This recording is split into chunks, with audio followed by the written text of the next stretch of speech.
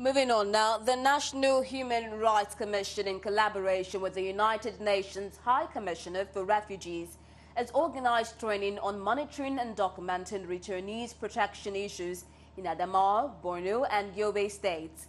The training is aimed to ascertain the level of the abuse of human rights to all IDPs in the Boko Haram-affected states in order to know the steps to be taken in curbing the menace. The Executive Secretary of the National Human Rights Commission says as monitors who are saddled with the responsibility of ensuring that the issues which may hitherto go unnoticed and unreported are brought to the fore for possible redress.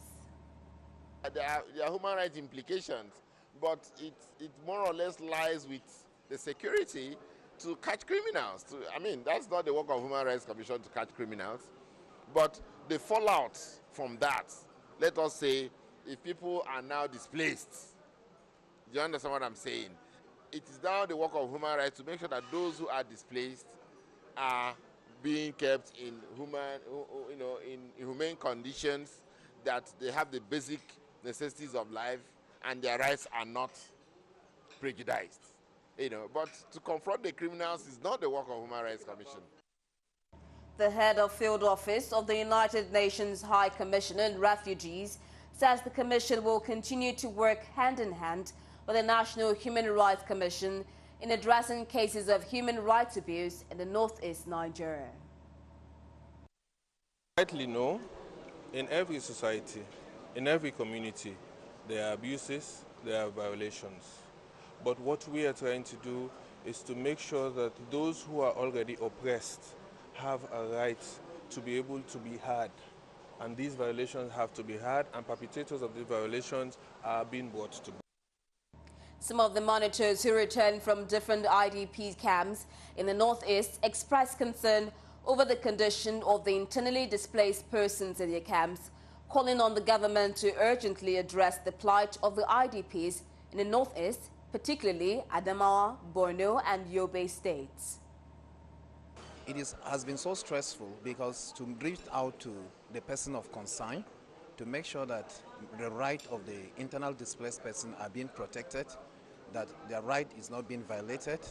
We make sure that we visit especially the 5 detention facility within the camp to make sure that in case of any breakdown or role, they should not stay more than 24 hours. They should be charged to the mobile court, which is right there inside the camp. There's a lot of challenges. Like the hospital, the clinic they have at the camp, the boreholes, they have, the government actually dug like 8 boreholes for them, but it's only one functioning, and you can see a crowd of 8,000 IDPs just having a one borehole. Sometimes the water does not go round. So water and the clinic is the most important, challenging in that place. It took us time to make the government understand that there are persons of concern that needs urgent attention, despite the fact that they have been rendering services.